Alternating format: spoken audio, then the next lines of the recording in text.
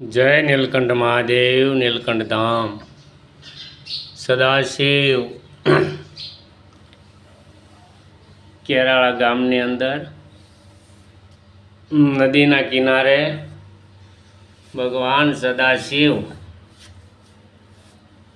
विराजमान है। एवा महान नीलकंठ महादेव आ लिंग नर्मदेश्वर महादेव तरीके कहेवाय, कारण के नर्मदानी अंदर थी आ महान एवो बाण अमने एटले लिंग प्राप्त थयेलुं छे। तेनी अंदर त्रिपुंड पण तमने आ देखाय छे, फूल आडू आवी गयुं छे। आ त्रिपुंड लाल छे भगवान ने लिंग नी अंदर कुदरती।